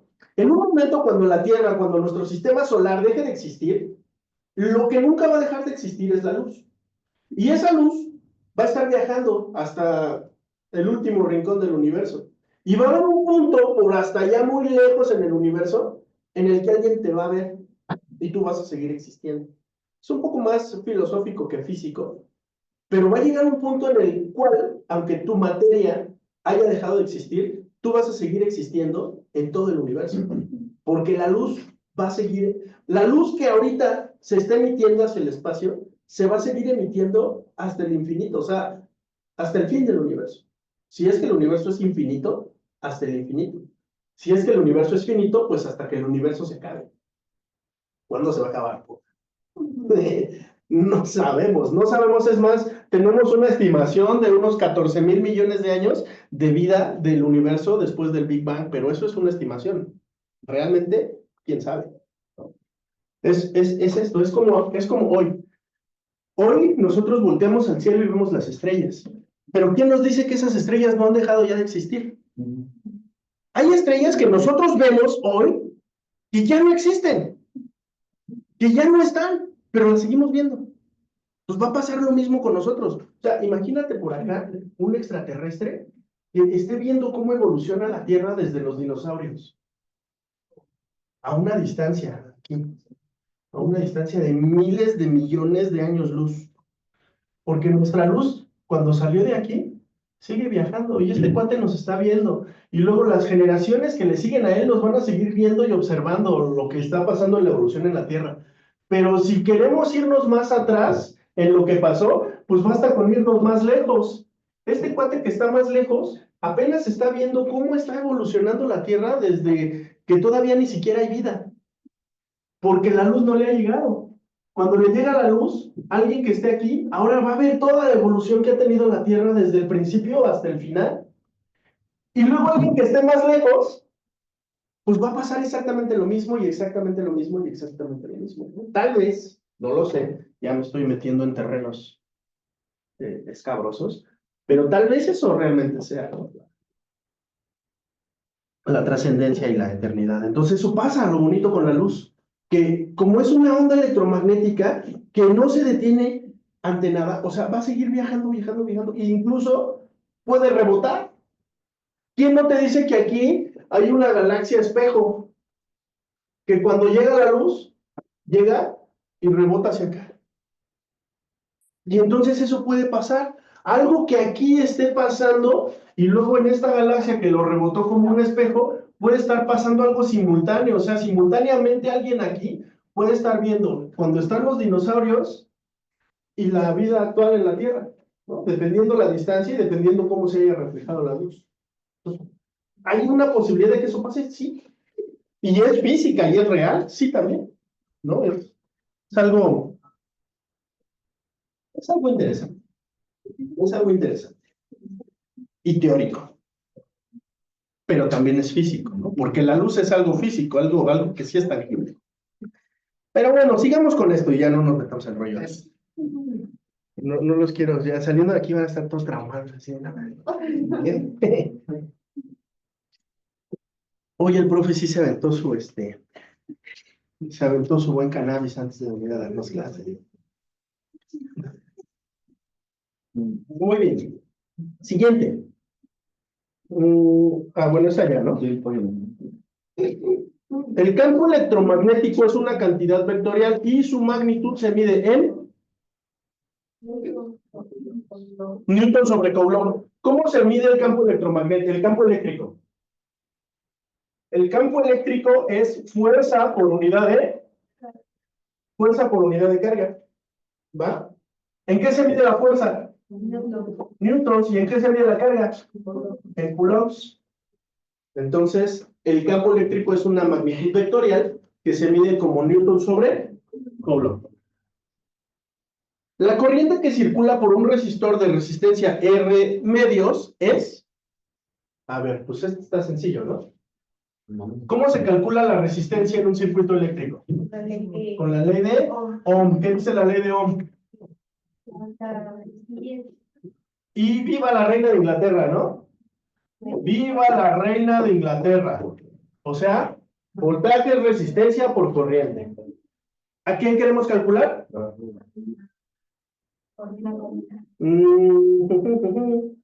Corriente.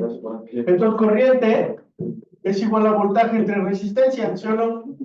Entonces, ¿cuánto vale la resistencia? 1/2 de R. Entonces, B entre 1/2 de R. Si haces la ley del sándwich, esto te queda 2B entre R. Y ya. Inciso B. ¿Sí o no? Va. Si el flujo magnético en cierta región está cambiando con el tiempo, entonces la energía debe ser disipada como calor. Un campo eléctrico debe existir en el límite del tiempo. Una corriente debe fluir en función de la variación del tiempo. Una FEM debe existir en función de la variación del tiempo. ¿Qué es una FEM? Fuerza electromotriz. ¿Qué es una fuerza electromotriz? Tú tienes electro. ¿De qué estoy hablando?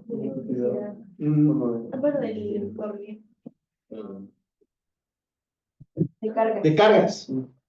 Motriz. Entonces, ¿qué hacen las cargas? Se mueven. Si tú tienes una carga que se mueve, ¿esa carga qué va a inducir? Ok, ¿en forma de qué? Fíjate, aquí está la carga quietecita, solita. ¿Esa carga qué emite a su alrededor? No. Un campo eléctrico, ¿verdad? Ok. Ahora, esta carga está quietecita. Emite un campo eléctrico. Si la carga se mueve, ¿qué produce a su alrededor? Aparte del campo eléctrico, un campo. Si está quietecita la carga, solamente hay un campo eléctrico aquí alrededor. Ahora, la carga se mueve. Esta carga, cuando se mueve alrededor que tiene su campo eléctrico, va a inducir también un campo magnético.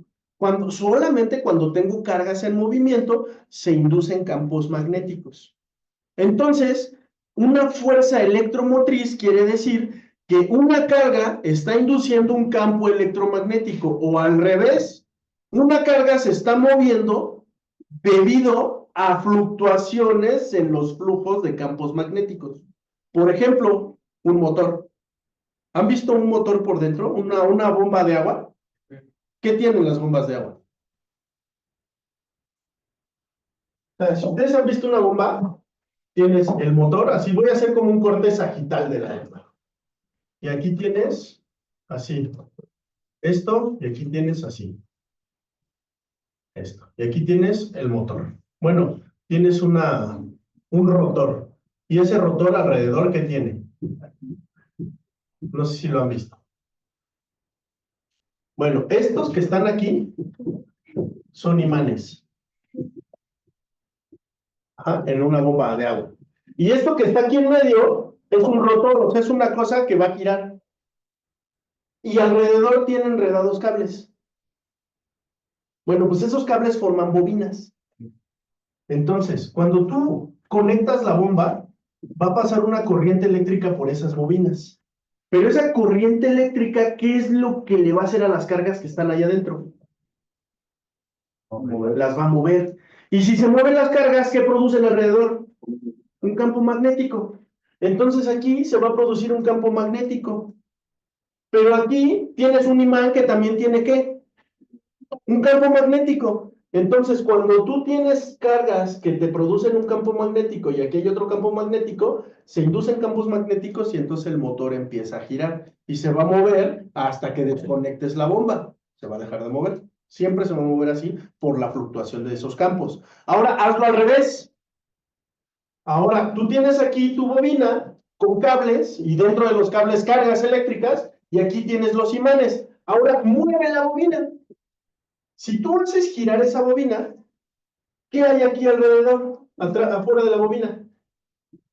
Imanes que producen campos magnéticos. Estos campos magnéticos, cuando tú mueves la bobina, se mueve el flujo del campo magnético. Entonces, ¿qué va a pasar con las cargas que están allá adentro? ¿Qué va a pasar con esas cargas? Tienes una carga, alrededor de esa carga hay campos magnéticos y los campos magnéticos hacen esto, se mueven. Entonces, ¿qué le vas a hacer a esta carga que está aquí quietecita? Se va a mover esta carga. Y entonces vas a producir electricidad. ¿Cómo se produce la electricidad? A partir de campos magnéticos que se mueven y mueven cargas que están aquí adentro. Esto se induce una fuerza electromotriz. Ejemplo, ¿han visto ustedes los motorcitos que les ponen a las bicicletas y luego cuando le dan se prende el foquito de la bicicleta? ¿Sí han visto o no han visto? Sí. Bueno, pues ¿cómo funciona esa cosa? No es que tenga una pila allá dentro del motor, es que cuando se mueve la bici, hace que gire el motor, y ese motor cuando gira produce electricidad debida de una inducción de campo eléctrico por los campos magnéticos que están fluctuando ahí. Así también se genera la electricidad que llega a nuestras casas. O sea, la electricidad que llega a nuestras casas viene de plantas de energía, o sea, de generadores de energía, que puede ser a partir de presas, a partir de plantas termoeléctricas, nucleoeléctricas, en fin, varias formas de producir electricidad, pero el principio es el mismo. Un motor que vas a mover, donde hay un imán para que se muevan las cargas. Eso es lo que sucede. Y eso es una fuerza electromotriz. Entonces, ¿cuál será la opción correcta?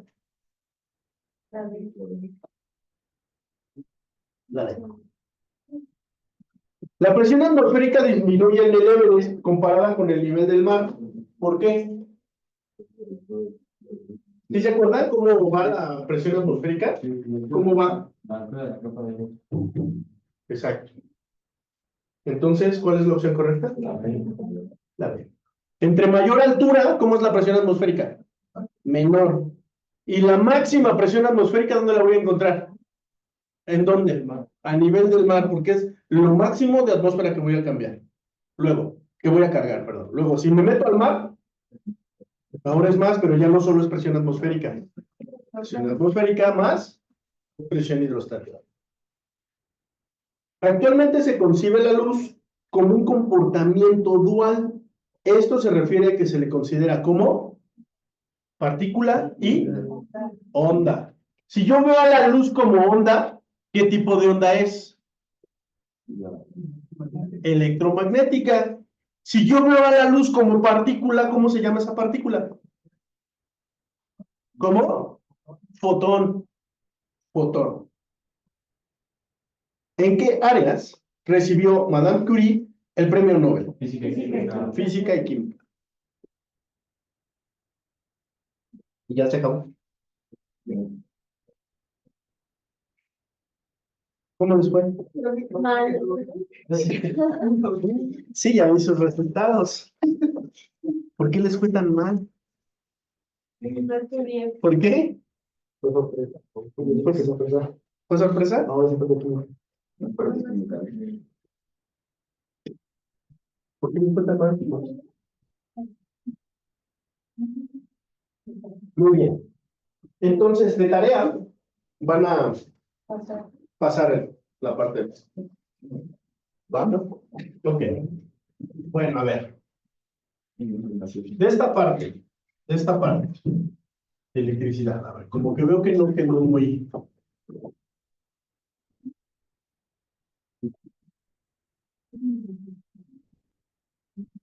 A ver, ¿recuerdan cómo resolver circuitos eléctricos? Sí. Ok. Pensemos en la ley de Ohm. Bueno, pensemos en dos leyes, la ley de Ohm y la ley de la potencia eléctrica. ¿Qué dice la ley de Ohm? Viva la reina de Inglaterra, ¿no? Viva la reina de Inglaterra, ahí está. Es la ley de Ohm.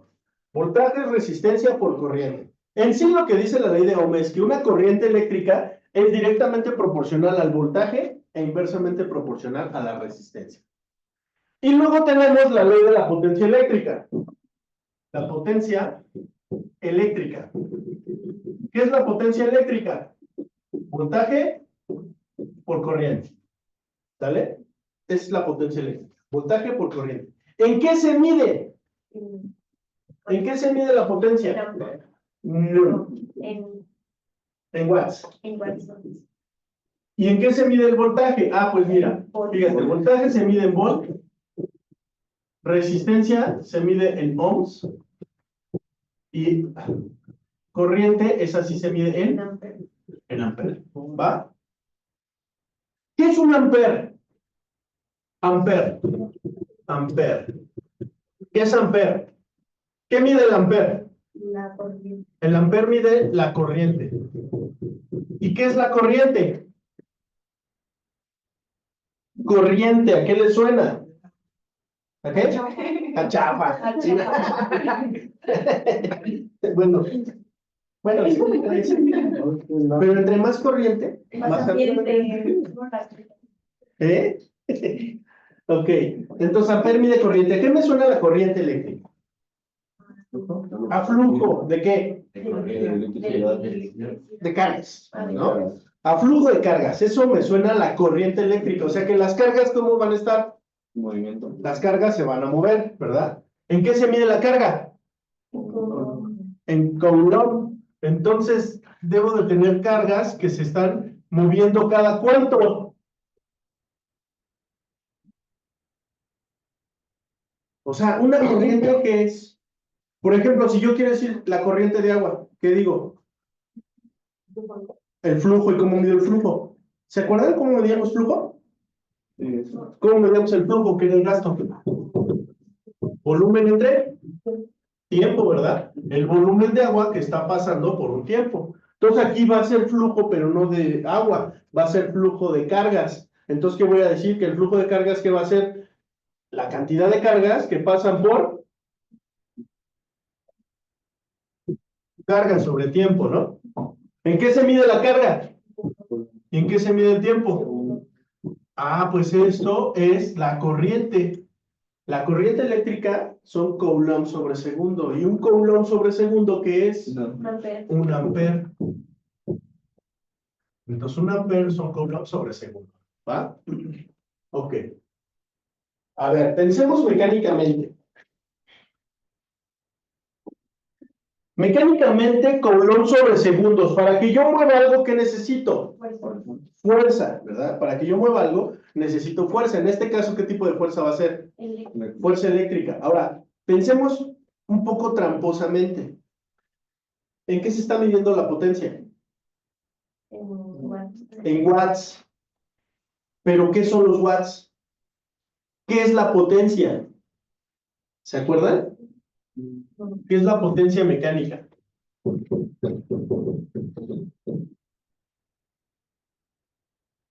La potencia es la rapidez con la que aplicas una fuerza. O sea, potencia es fuerza por velocidad. ¿Vale? Pero ¿qué más también es la potencia? El trabajo por unidad de tiempo. ¿Pero qué es trabajo? Fuerza por distancia sobre tiempo. ¿Sale? Entonces, si la potencia eléctrica se va a medir en watts, y tú sabes que un ampere es, y tú sabes que la corriente es carga por unidad de tiempo, fíjate, ya tienes esto, ya tienes carga, ya tienes tiempo. ¿Qué nos hace falta aquí?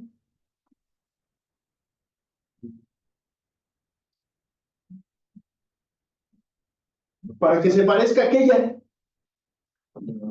la distancia, ¿verdad? Pero para que tú puedas mover una carga, ¿qué necesitas? Una fuerza. ¿Fuerza de qué tipo? Eléctrica. ¿Y qué es la fuerza eléctrica? ¿No? ¿Cómo se mide la fuerza eléctrica? Carga 1 por carga 2 entre distancia al cuadrado, ¿sí o no? ¿Sí? Pero no necesitas eso. Necesitas únicamente la presencia de un campo eléctrico. Porque si tú tienes un campo eléctrico, el campo eléctrico va a ser capaz de mover una carga, ¿sí o no? Pero el campo eléctrico, ¿a qué es igual? A fuerza por unidad de carga. ¿Sí? Entonces la fuerza, ¿quién va a ser igual? La fuerza va a ser igual al campo por la carga. ¿Sí o no? Ah, mira. Y entonces aquí, ¿qué nos hace falta? El campo por la carga, ¿qué es? La fuerza. La fuerza que va a mover una carga por una distancia. Entonces, esto es el trabajo realizado para mover una carga hacia una distancia d, ¿va? Pero si este es trabajo y este es tiempo, entonces, ¿en qué se va a medir? Joule sobre segundo, que Joule sobre segundo son watts, ¿va? Bueno, nada más para que lo sepan. Entonces, mira, fíjate, voy a borrar esto. Voy a borrar esto, para no perderlos y no confundirlos. Entonces, tú ya tienes que el voltaje es resistencia por corriente. Ya sabes que la corriente es Coulomb sobre segundo, ¿va? Y eso se va a medir en amperes. Ok. Por otro lado, sabes que voltaje es resistencia por corriente. O sea, de aquí lo que vas a tener en realidad es que corriente es igual a voltaje entre resistencia. Y de acá lo que tienes es que la corriente es potencia entre voltaje, ¿sí o no? Pero si tú tienes esta y tienes esta, entonces aquí llegamos a que voltaje entre resistencia es igual a potencia entre voltaje, ¿sí o no? Y si dejamos todo sin divisiones, ¿qué nos queda? Voltaje cuadrado es igual a potencia por resistencia, ¿sí? O lo que es lo mismo, la potencia es igual a voltaje al cuadrado entre resistencia. Y tenemos otra ecuación para la potencia, ¿va? Entonces, la potencia eléctrica la puedes medir como voltaje por corriente o la puedes medir como voltaje al cuadrado entre resistencia, ¿va? Ejemplo, un foco de 100 watts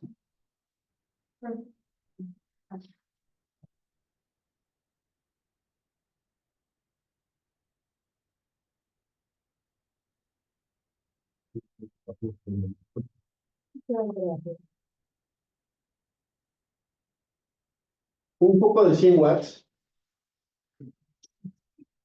conectado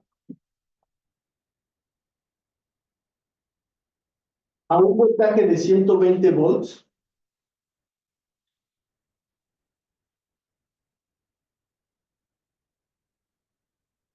tendrá una resistencia de,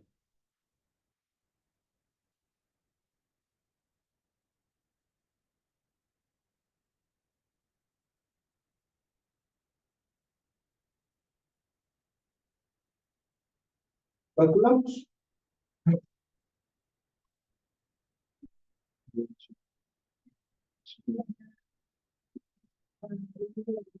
¿qué tenemos? Potencia y voltaje, ¿sí o no? Lo despejamos de aquí, ¿no? Entonces, resistencia es voltaje al cuadrado entre potencia.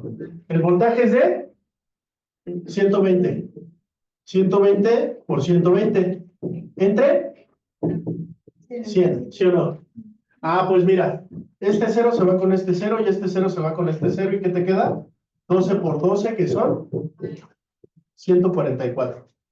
¿144 qué? Ohms, porque estamos hablando de resistencia. ¿Va? ¿O no? Ok.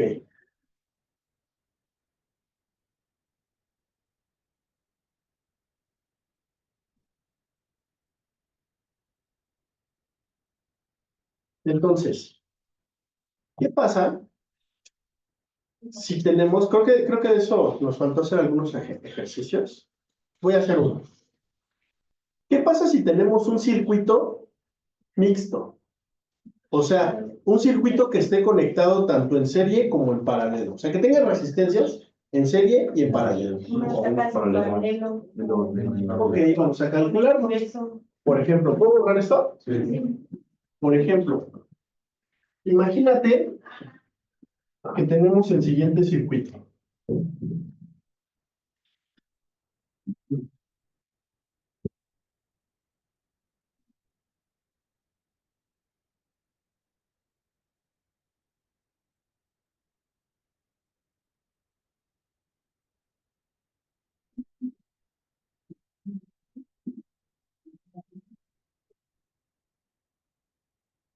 Resistencia 1, resistencia 2, resistencia 3, resistencia 4, resistencia 5, y este es el voltaje de, vamos a decir, 10 volts. ¿Sale? Entonces, la pregunta sería, bueno, a ver, aquí tengo varias preguntas. ¿Qué pasa si quitamos la resistencia 1? Ok, ¿se apagan las demás? No. ¿Se apaga alguna? No. No. ¿Qué pasa si quitamos la resistencia 5? ¿Se apaga alguna? No. ¿Se apagan todas? ¿Qué pasa si quitamos la resistencia 4? ¿Se apaga alguna? ¿Se apaga solo una? No. Se apagan todas, ¿verdad? ¿Por qué? Porque ya no hay, fíjate, si quitas esta, interrumpes el flujo. Entonces ya no hay por dónde pase la corriente. Entonces se queda. Pero si quitas esta, pues las demás siguen encendidas. ¿Por qué? Sí, ya no va a pasar por aquí, pero lo que no va a pasar por aquí, va a pasar por acá y entonces el flujo sigue continuo. Ok. Si quitas esta, pues lo mismo, ¿verdad? Entonces, aquí lo que vamos a tener van a ser arreglos. Arreglos que van a estar en serie y arreglos que van a estar en paralelo. ¿Cómo las identificas? Si tú quitas una resistencia y a las demás no les pasa nada, entonces ¿cómo están? Paralelo. En paralelo. Si tú quitas una resistencia y las demás se desconectan, entonces ¿en qué están? Serie. En serie. Entonces vas a tener aquí un arreglo 1, que ¿cómo está? Este está en paralelo. Y vas a tener aquí un arreglo 2, que ¿cómo está? Paralelo. Está en paralelo. Gracias. Salud. Gracias. Lo primero que tienes que hacer para poder resolver esto, imagínate que la pregunta es, ¿cuál es la resistencia equivalente del circuito? ¿Qué significa resistencia equivalente? Quita todas y deja nada más una. Pero ¿cuánto tiene que valer esa una que dejes? Pues es la equivalente de todo ese circuito. Eso significa dejar una resistencia equivalente. Una que la sustituya a todas. Pero primero, ¿qué tenemos que hacer? Primero tenemos que quitar las paralelas. Entonces, primero tenemos que resolver el arreglo 1 y esto vamos a llamarlo arreglo 2. ¿Para qué? En serie. Resolviendo el arreglo 1 y el arreglo 2, tu circuito va a quedar así. Voltajes de 10 volts y esto va a quedar así. Aquí va a quedar 1, 2, 3, 4, 5. ¿Dónde qué vas a tener? En serie. Aquí vas a tener el arreglo 1, vas a tener resistencia 3, resistencia 4, aquí vas a tener el arreglo 2 y aquí vas a tener resistencia 7. De tal manera que tu resistencia equivalente a qué va a ser igual.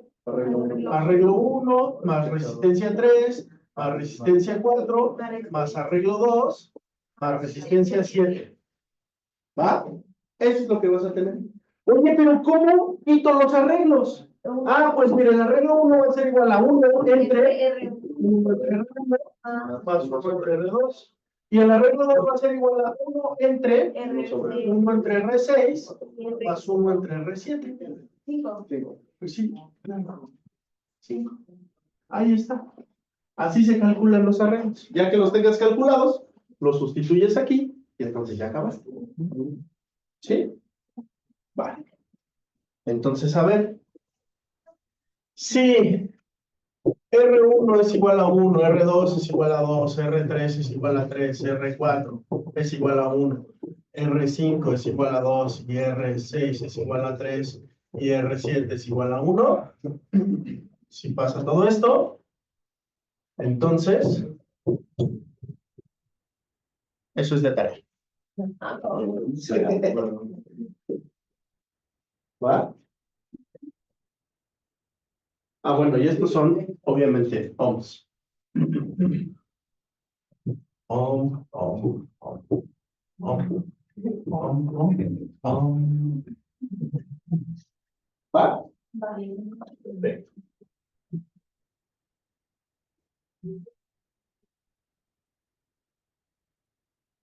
¿Hasta aquí algún trauma?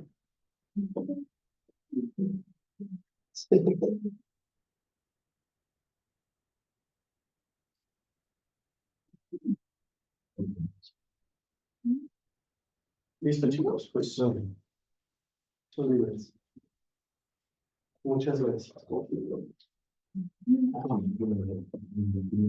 Que tengan un excelente fin de semana. Muchas gracias.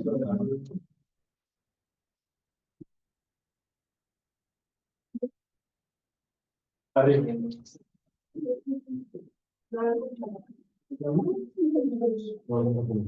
Están tranquilos. No están Perdón, que estoy enseñando. física. Sí, pero. ¿Qué tema? Apenas vamos a hablar de la semana pasada. Vimos propiedades de la materia y el tipo de movimiento. Hoy vamos a ver movimiento rectilíneo uniforme, movimiento uniformemente acelerado, caída libre, giro vertical. Está bien.